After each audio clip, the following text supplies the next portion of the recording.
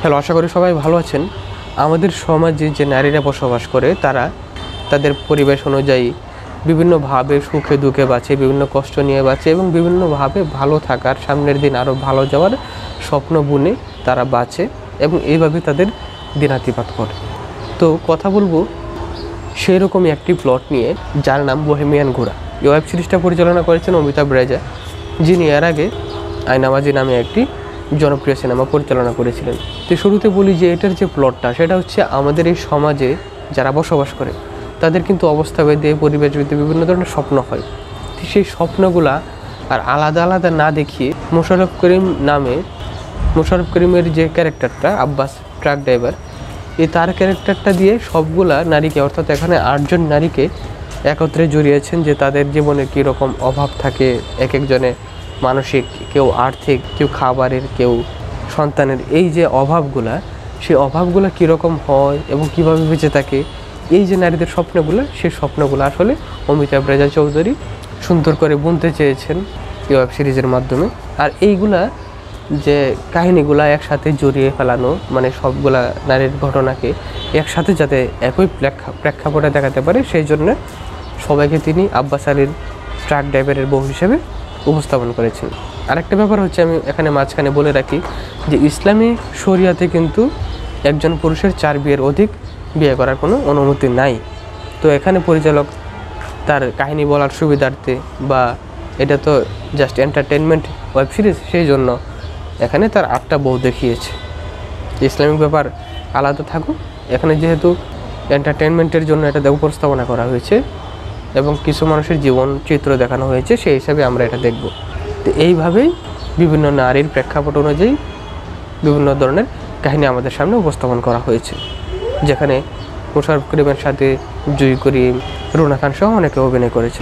তারপরে যদি ক্যারেক্টারে আসি, তো ক্যারেক্টারগুলো আসলে মোটামুটি গুছানো, সেটা জুই করিম হোক, মৌসুমী হামিদ হোক, মোশাররফ করিম হোক, অথবা মোশাররফ করিমের সাথে ট্রাক ড্রাইভার হোক, তানজিকা আমিন হোক, সবারই ক্যারেক্টারকে মোটামুটি গুছানো এবং সুন্দর করে উপস্থাপন করেছেন পরিচালক।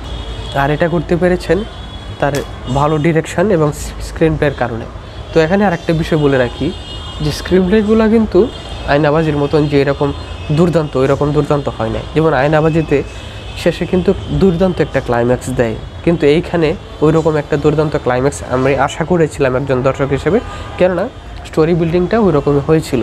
কিন্তু স্টোরি বিল্ড আপটা ওই রকম করতে করতে গিয়ে শেষের দিকে খুব সহজেই সেই ক্লাইম্যাক্সটা পরিচালক শেষ করে দেয়, যেটা আসলে আমার কাছে ভালো লাগেনি। কারণ যখন একজন সাধারণ ড্রাইভার কোটি টাকার মাদক কোথাও ফেলে দিবে, সেখানে কিন্তু তাকে ওই মাদক ব্যবসায়ীরা সহজে ছেড়ে দিবে না, কিন্তু এখানে মোশাররফ করিম খুব সহজে ছাড় পেয়ে যায়, যে কারণে এই ক্লাইম্যাক্সটা আমার কাছে খুবই উইক লেগেছে।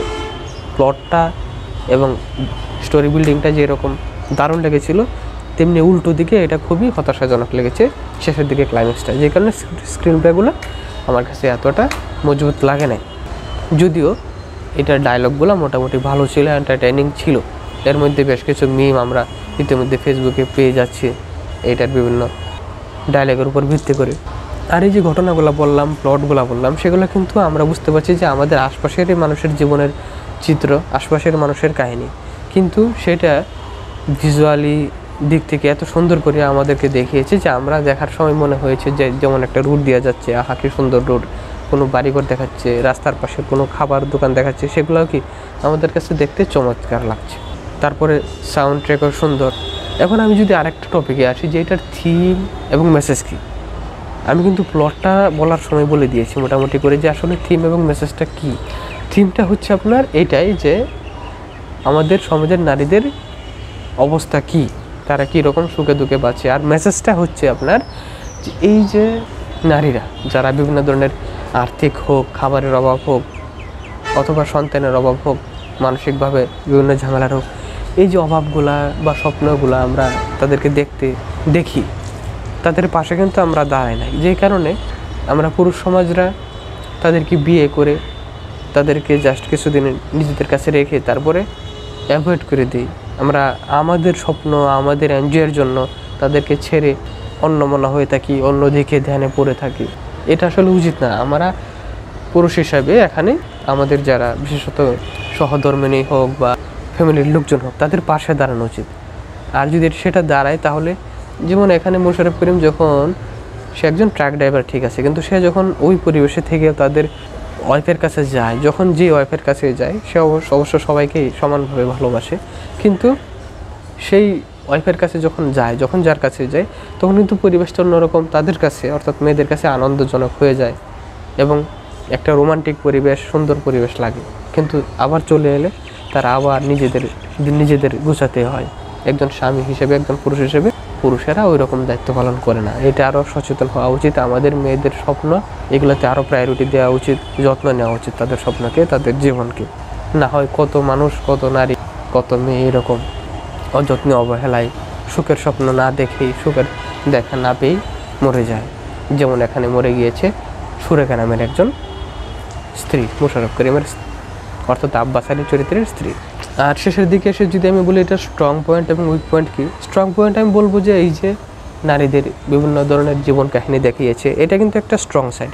নারীদের গল্প এত সুন্দর করে বাংলা সিনেমায় বা বাংলা ওয়েব সিরিজে নর্মালি কেউ বলে না, আর যখন বলে তখন একটু বাড়াবাড়ি করে ফেলে, মানে জাস্ট আমাদের কাছে মনে হয় যে না এটা ফেমিনিজম বা এরকম, কিন্তু এটাতে ওরকম মনে হয় না। আমরা একটা ইমোশনালি কানেক্ট হতে পারি যে এই ব্যাপারগুলোতে, যে নারীদের জীবনে এরকম। আর উইকনেস হচ্ছে আপনার ওই যে বললাম ক্লাইম্যাক্সের দিকে গিয়ে মোশাররফ করিমের সাথে যারা রয়েছে সব মাদক ব্যবসায়ী অথবা যারা তার মহাজন, তাদের একটা বড় ধরনের ক্লেশ হওয়া দরকার ছিল এবং সেটার একটা দারুণ ক্লাইম্যাক্স দিয়ে পরিণত হওয়ার দরকার ছিল, যেটা পরিচালক করে নাই বা করতে পারে নাই। এছাড়া মোটামুটি কাহিনী গোছানো ছিল। তো আমি পার্সোনালি বলবো এটা আমার কাছে ওভারঅল মোটামুটি একবার দেখার মতন এবং মোটামুটিভাবে এনজয় করার মতন একটা ভালো ওয়েব সিরিজ, এবং এটাকে আপনার কাছে ইমোশনালি কানেক্ট হবে। কেননা এই যে মহিলারা ঘটনা আমরা দেখছি, এগুলো তো আমাদের আশপাশেরই মানুষের ঘটনা, এটা তো আর সম্পূর্ণটা ফ্যান্টাসি না। এটা আমাদের কাছে মনে হতে পারে যে এক লোকের পা আটবো বা অনেক লোকের সাথে সে এন্টারটেইন করে এরকম, কিন্তু বাস্তবিক পক্ষে তো এই ব্যাপারটা এখানে ফোকাস করে নাই, ফোকাস করেছে নারীদের জীবন, নারীদের সুখ দুঃখের কথা। তো ওভারঅল বলবো আপনি দেখতে পারেন, যদি সময় থাকে একবার হলে অন্ততপক্ষে দেখতে পারেন। ওই ক্লাইম্যাক্স ছাড়া বাকি কাজ সুন্দর, এনজয় করবে। এই ছিল আমার কথা। আর যারা ইতিমধ্যে দেখে ফেলেছেন তাদের কেমন লাগলো সেটা জানেন। আর সিনেমা নিয়ে নতুন নতুন তথ্য পেতে রিভিউ পেতে আমাদের সাথেই থাকুন। আজকে তাহলে এ পর্যন্ত, সবাইকে ধন্যবাদ।